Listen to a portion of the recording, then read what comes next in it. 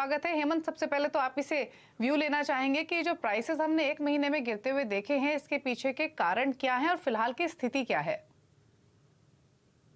देखिए, जो सरसों के प्राइसेस में अगर आप देखें तो सीजन सरसों से शुरू हुआ था 51,000 से 52,000 रुपए। जब हम बात कर रहे हैं तो प्लांट जिस रेट पे खरीदे थे कंडीशन बेसिस, ये वो भाव नहीं जो फार्मर को मिलता था। और 51-52,000 से कम 25 से 30 दिन में वो सरसों के भाव एकदम बढ़ते हुए 60-61,000 तक पहुंच गए।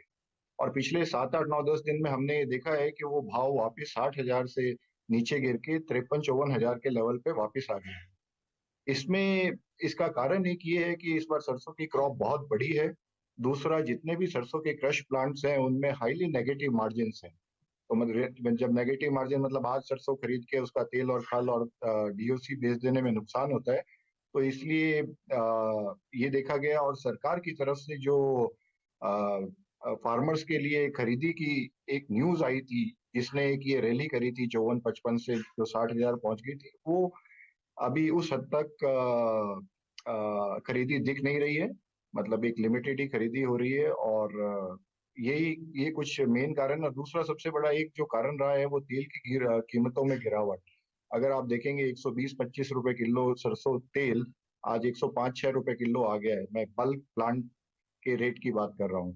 तो इन और दूसरा जो सरसों की डीओसी होती है उसकी भी एक्सपोर्ट में डिमांड बहुत कम हो गई है। तो ये सारे कारण हैं जिनकी वजह से सरसों के दामों में एक गिरावट देखने को मिली।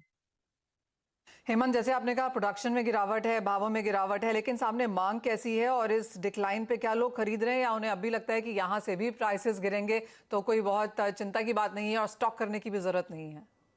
देखिए मनीषा जी, हमारे यहाँ क्या होता है, जब एक तेजी चलती है तो सब लोग उस तेजी की रेल में बैठ जाते हैं। जब 54-55 से 58-60 जा रही थी तो लोगों ने हर लेवल पे उसे खरीदी कि ये सोच के ये 65 हो जाएगी।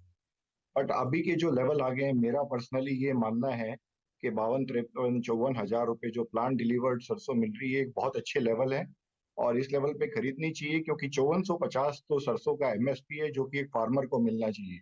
और जब हम कहते हैं 53-54 हजार रुपए प्लांट खरीद रहे हैं तो किसान को जो मंडी में भाव मिल रहा है 48, 49, 50 हजार, 51 हजार के लेवल पे डिपेंडिंग ऑन क्वालिटी ये मिल रहा है।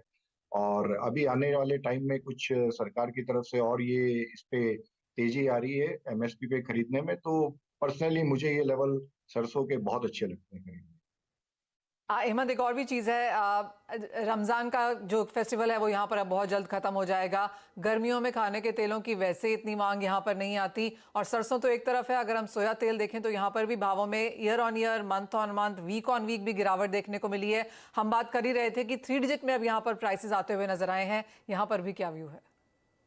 देखिए सोयाबीन तेल की जहां तक बात है उसके ऑलरेडी 3 डिजिट में प्राइसेस कुछ मध्य प्रदेश के प्लांटों के आ गए हैं। वैसे जो रियलिस्टिक बाकी ज्यादातर प्राइसेस चल रहे हैं वो 102 रुपए से 104 रुपए किलो के आसपास में चल रहे हैं। इसकी एक मेजर गिरावट का कारण ये रहा है कि जो इम्पोर्टेड डिगम सोयाबीन भारत में आता है उसका अगर आप सीबॉट पे देखें और उसकी जो लैंडेड प्राइस इंडिया में देखें वो कंटिन्यूस वन साइडेड डाउनफॉल रहा है।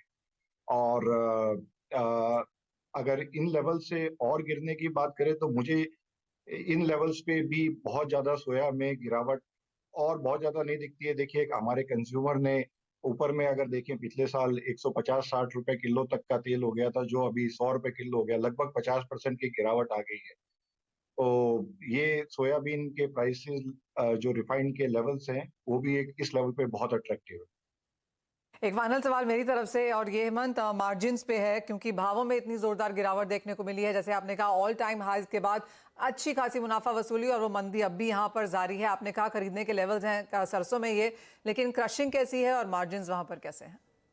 देखिए अगर अगर हम सोयाबीन की क्रशिंग की बात करें तो जब से सीजन शुरू हुआ इस बार बहुत सालों बाद इंडिया की डीओसी में एक्सपोर्ट की बहुत बड़ी डिमांड आई, जिसकी वजह से इंडिया में बहुत अच्छी सोयाबीन की क्रशिंग हुई।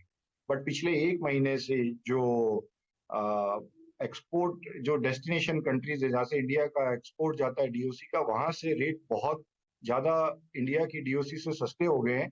इसलिए अप्रैल मंथ में हम एक क्रशिंग को अप्रैल मंथ ऑनवर्ड जब तक कोई एडिशनल एक डिमांड नहीं आ जाए तो इस क्रशिंग को नीचे जाते हुए देखते हैं। और सोयाबीन में क्रशिंग के मार्जिन्स भी सरसों की तरह काफी नेगेटिव है। तो सरसों ये क्रशिंग का इस मतलब अभी तक जो बहुत अच्छी क्रशिंग चल रही थी सोयाबीन की डोमेस्टिक, तो उसको अब नीचे जाते हुए देखते हैं। ये भी एक कारण है कि जो तेलों के प्राइस को सपोर्ट कर सकता है, क्योंकि अभी पिछले अक्टूबर से लेके मार्च तक डोमेस्टिक क्रशिंग से एक बहुत अच्छी क्वांटिटी में सोया क्रूड मिला था, जो शायद अब उतनी क्वांटिटी में नहीं मिल पाएगा। और इंटरनेशनली भी प्राइसेस काफी अट्रैक्टिव हो गए हैं, तो ये सारे फैक्टर मिलते हुए इसमें लगता है। अगर हम सरसों की क्रशिंग की बात करें तो सरसों की क्रशिंग ये पहला साल ऐसा है कि फरवरी मार्च अप्रैल के महीने में लगभग 40% सरसों की मिलें आज बंद पड़ी हैं नेगेटिव मार्जिन की वजह से। और ये भी एक बहुत बड़ा कारण है कि जो सरसों के भाव में गिरावट आई है। अगर सरसों ये तेल यहाँ से कुछ भाव में उठाव नहीं हुआ, तो सरसों की क्रशिंग को भी आने वाले महीनों में हम बहुत सीमित दायरे में ही देखते हैं। तो फिर ऐसे में हेमंत जी इंपोर्ट्स पर क्या इम्पैक्ट देखते हैं आप खाने के तेलों के? ऑल्दो हमने इंपोर्ट्स बढ़ते हुए देखे हैं, बट कंसिडरिंग जैसे आपने कहा कि सप्लाई भी काफी है, प्राइसेस भी कम हो, तो इस सिनेरियो में फिर कैसे रह सकते हैं ट्रेंड्स? देखिए ये वाला साल सोया और सरसों का एक अलग साल है। जैसे तो मेरा मेरा तो पर्सनली मानना है कि बहुत ज्यादा तेजी मंदी के हिसाब से जो एक वो रहता है, उसको इस साल को ऐसा नहीं देखना चाहिए। जितनी लिमिटेड क्रशिंग हो, जितना बैक टू बैक मार्जिन हो, उस हिसाब से ही देखना चाहिए। यहाँ से अगर भाव में देखिए देखिए चाहे सोया बीन के भाव हो, चाहे सोया सीड के हो, चाहे सोया तेल हो, चाहे मस्टर्ड ऑयल हो, ये बहुत नीचे लेवल पे लग रहे हैं। बट ऐसी भी कुछ नहीं लगता है कि यहाँ से कोई 15-20% की तेजी आ जाएगी इस साल। पूरे साल एक ये लगता है, क्योंकि दोनों सोयाबीन और सरसों की क्रॉप बड़ी है, तो बाजार एक सीमित दायरे में ही पूरे साल ट्रेड करेंगे। बट अभी के लेवल बहुत अच्छे हैं। बट ऐसा भी नहीं है कि कोई तूफानी तेजी यहाँ से दिखती है। ऑल राइट हेमंत, बहुत शुक्रिया एज ऑलवेज हमारे साथ जुड़ने के लिए। और